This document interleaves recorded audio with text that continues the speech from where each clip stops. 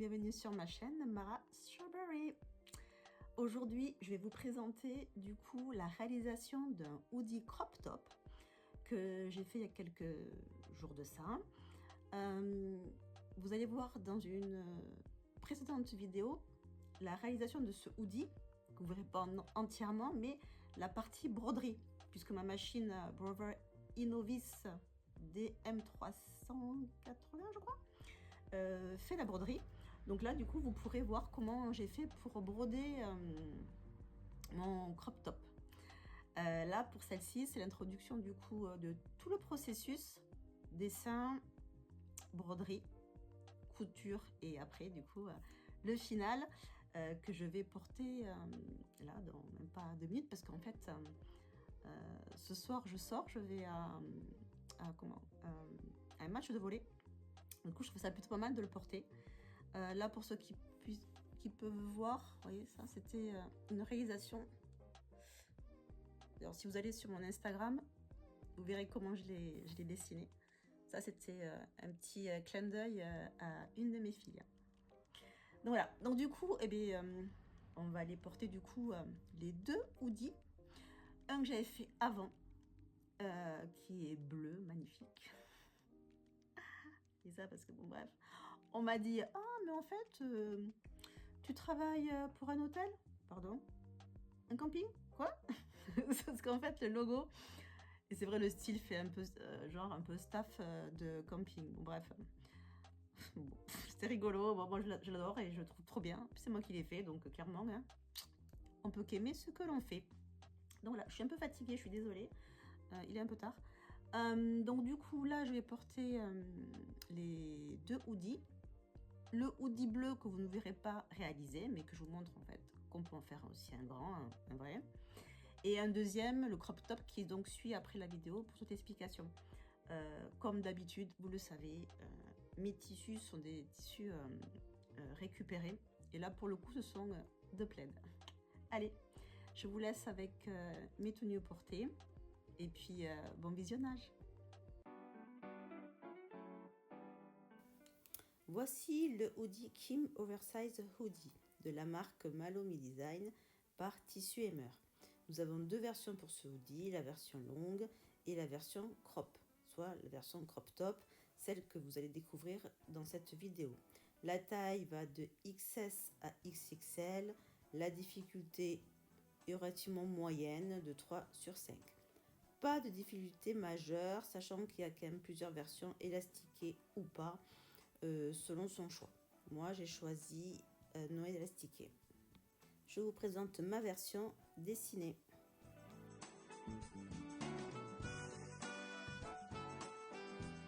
Après avoir imprimé toutes les feuilles, et je vous ai épargné cette étape, j'ai décalqué sur un papier recouvre-livre mes différentes pièces. Mon plaid chiné devait faire à peu près 1,80 m sur 220. Je l'ai plié en 2, bien évidemment, pour pouvoir disposer mes pièces de patron dessus. Découpe du patron et du tissu.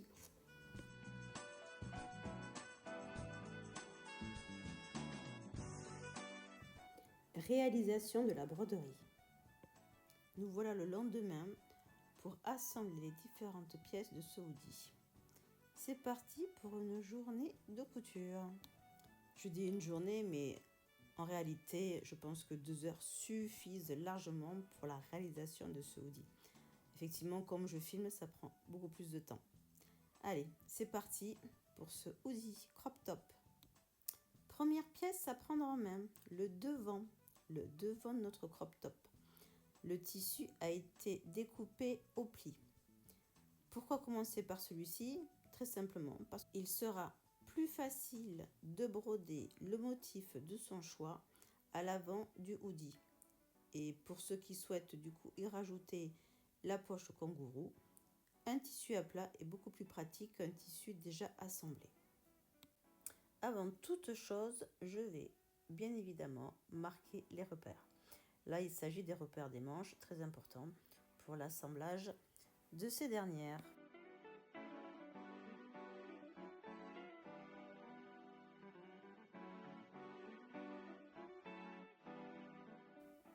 J'ai installé l'application Artspira sur ma tablette, une application de Brover. J'ai pu récupérer un dessin que j'avais fait sur mon logiciel de dessin. Et grâce à la réalité augmentée, je peux, avec ma tablette, positionner mon dessin pour avoir un aperçu général de l'emplacement de ma future broderie. Allez, c'est parti pour transformer ma machine à coudre en machine à broder. Certains disent que c'est pas forcément pratique d'avoir une machine 2 en 1, puisque si la machine à coudre tombe en panne, du coup, la machine à broder, elle aussi, et vice-versa. Moi, je trouve que c'est un gain de place, et je trouve ça vraiment beaucoup plus simple pour moi d'avoir une machine qui fait les deux. Cette machine à coudre est vraiment exceptionnelle, enfin, je trouve. Elle m'indique tout ce que j'ai à faire. Je l'allume. Elle me dit que du coup, tout est bien installé, qu'il va falloir tout simplement retirer le levier du pied de biche. Pour broder, il nous faut absolument un pied bien spécifique, un pied qui permet du coup de pouvoir bien taper ou tapoter sur le tissu. Et là, du coup, il y a un pied directement fourni avec la machine pour, du coup, comme c'est une machine qui fait 2 en 1, spécialement pour la broderie. À ne surtout pas oublier l'aiguille spéciale broderie. La mienne, elle est gold. Maintenant, je transfère mon design à la machine. Ça passe par un cloud, ça prend des fois un peu de temps, bon, selon la connexion. Moi, ça m'a pris peut-être 2 minutes. Une fois que la machine a repéré et identifié mon design, je vérifie dans la machine à coudre, du coup à broder, si mon design est bien dessiné, s'il n'y a vraiment pas de bavure.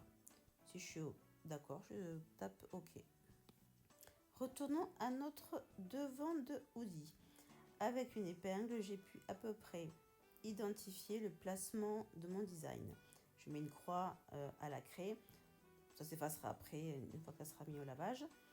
Et avec le cadre fourni de 10 cm par 10 cm, c'est le résultat total du motif à la fin de la broderie, je peux directement placer mon repère pour que la machine, elle aussi, puisse bien identifier à quel endroit elle pourra commencer à broder. Il est fortement recommandé d'utiliser un stabilisateur. Celui-ci est un stabilisateur déchirable que je positionne sous le tissu et ensuite je mettrai le cadre pour bien le bloquer. Pour la broderie, surtout celle que nous allons faire, qui n'est pas du tout un appliqué, il est important de mettre un fil de canette adapté et spécial broderie, ainsi que du fil broderie.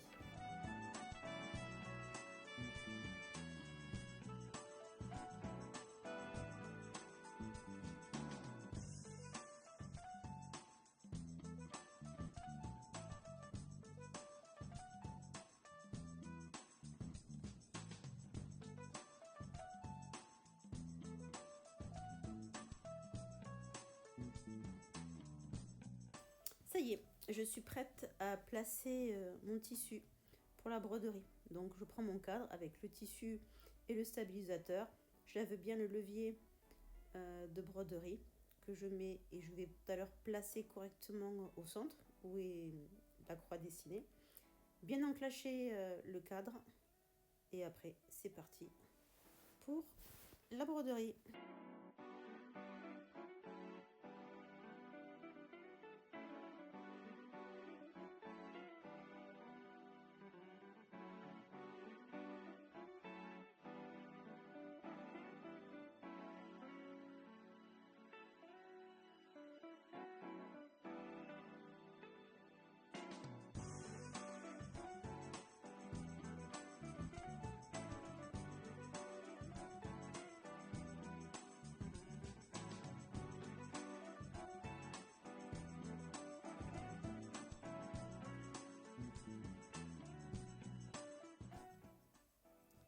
Ça y est, la broderie est terminée.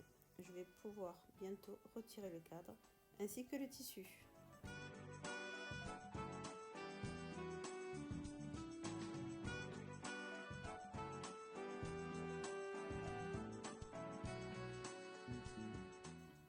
suis désolée, j'avais pas vu que j'avais le câble de la caméra. Bon, veuillez m'excuser. Là, je suis en train du coup de couper tous les fils qui ont permis du coup la création de mon magnifique flamant rose. Maintenant, je vais retirer le cadre et garder que mon tissu et le stabilisateur. À cette étape, l'idée est de découper tout le contour du motif pour ne garder que le motif avec le stabilisateur.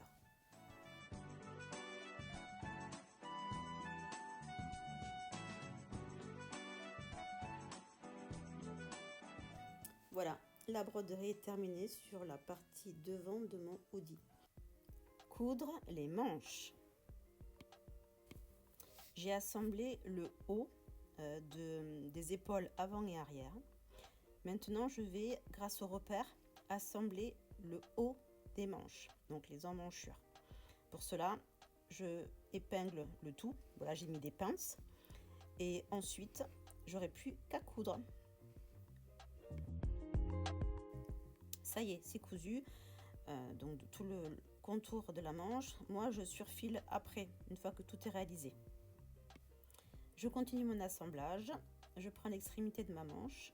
Je l'épingle ou j'y pose une pince pour vraiment avoir exactement les mêmes longueurs.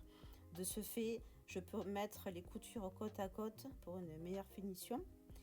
Et par la suite, je vais aller jusqu'au bout du bas de mon hoodie pour également épingler et après coudre toute la partie nécessaire pour une bonne finition. Coudre la capuche. J'ai au préalable cousu les deux parties qui constituent l'hoodie.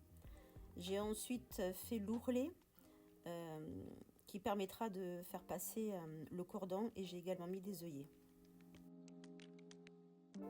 À cette étape, l'étape de coudre la capuche est pour moi déjà la fin quasiment de la réalisation du hoodie. Et je trouve ça plutôt satisfaisant de se dire qu'en plus dans pas très longtemps je vais pouvoir le porter et ça c'est vraiment extrêmement satisfaisant.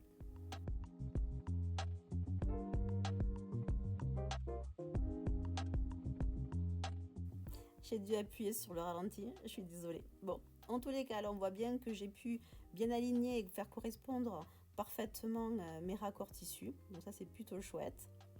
Donc là, on voit bien. Là, j'ai les œillets. Et ensuite, je vais peut-être réfléchir et voir quel cordon mettre. À votre avis, de quelle couleur de cordon ai-je choisi pour mon hoodie? Alors maintenant, il faut coudre la capuche avec le haut du hoodie, à savoir au niveau de l'encolure. Je retourne mon hoodie puisque la capuche doit être cousue endroit contre endroit. Alors je positionne bien mon hoodie. Je prends ma capuche et avec la capuche, le milieu de la capuche, je me réfère au repère que j'avais fait au niveau du dos pour pouvoir bien du coup coudre ma capuche tout autour du hoodie. Pour ce faire, je prends des épingles, je le fais tout autour. Et ensuite, le hoodie a une particularité, c'est que du coup, il faut croiser le devant. Donc là, pareil, avec les repères, on dispose très simplement le devant de la capuche et on croise.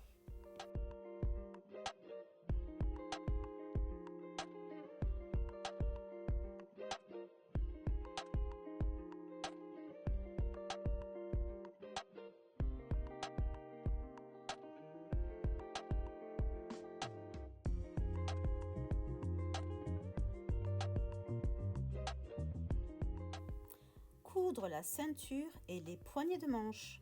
Je récupère les pièces de la ceinture et des poignées de manche.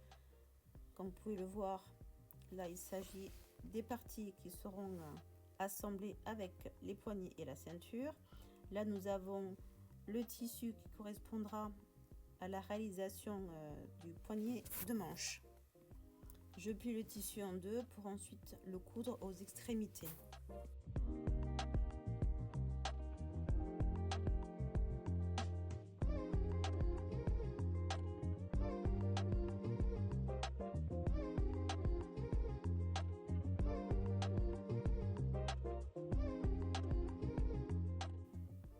Pour coudre la poignée de manche, il faut la positionner endroit contre endroit. Donc pour ce faire, on prend la partie découpée, on intègre à l'intérieur de cette poignée la manche à coudre, bien mettre en face les raccords, ce sera beaucoup plus joli. Et ensuite, il ne restera plus qu'à épingler tout le tour. Alors, moi j'aime bien, quand je fais ce genre de manipulation, faire une sorte de fronce. De toute façon, le tissu de manche est beaucoup plus grand. Mais je fais comme une sorte de petite fronce pour après un petit résultat un peu plus féminin, beaucoup plus joli, je trouve.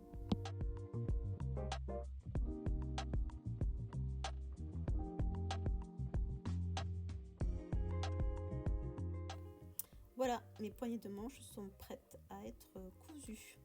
Là, je prends quand même bien mon temps pour avoir toutes les épaisseurs et essayer d'être à peu près régulière dans ma couture. Ça y est, c'est cousu. Je vérifie si tout est bien fait. Comme d'habitude, je ferai le surjet à la fin. Je regarde bien si mes raccords sont bien réalisés. Je suis assez satisfaite. Vous voyez, on voit un peu les fronces. Je trouve ça vraiment très féminin, j'aime beaucoup.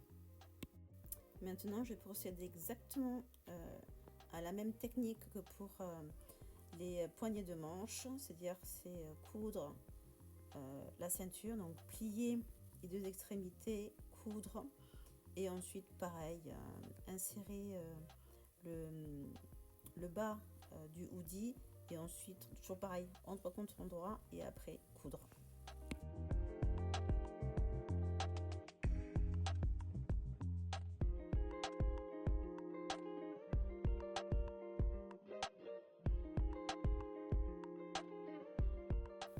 Ça y est, je coud la ceinture et autant vous dire que j'ai hâte de vous montrer ma réalisation. Je te montre le résultat. Pour porter le hoodie crop top, j'ai opté pour un pantalon du commerce que je n'ai pas réalisé, taille haute, de façon du coup que ça soit plus sympa. Et le hoodie, je trouve qu'il se porte plutôt bien avec un pantalon taille haute, notamment quand c'est un crop top. Voilà, donc très satisfaite du coup de mon plaid chiné qui est devenu du coup un magnifique hoodie. Vous en pensez quoi? Véritablement, c'est quand même un vêtement extrêmement facile à faire. Je pense qu'on peut quasiment pas se tromper avec ce genre de réalisation. Là, on voit bien ma broderie. Je suis assez fière. J'aime beaucoup ce petit logo. Puis vraiment, la taille est parfaite. Non, tout me plaît. Hein. Plutôt sympa. Là, je mets ma capuche, que j'adore ça, moi, les capuches de hoodie, comme je vous avais dit. Je sais que c'est la partie où, quand il fait pas très beau, ben hop, on met vite fait. Et quand il y a un petit peu de pluie, j'aime vraiment, vraiment beaucoup.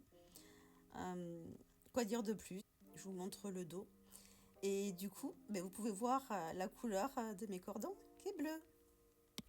En parlant de la couleur bleue, voici mon tout premier hoodie, réalisé également avec un plaid d'une douceur. Vraiment, on le porte, on n'a qu'une envie, c'est de dormir, faire une grosse sieste.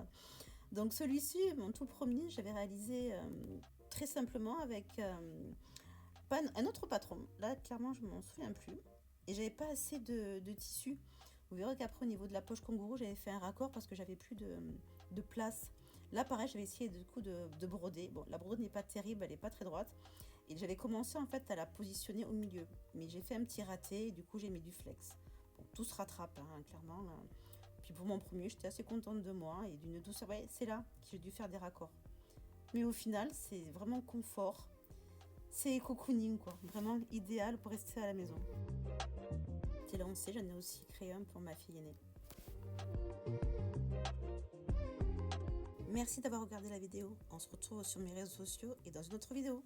Prends soin de toi.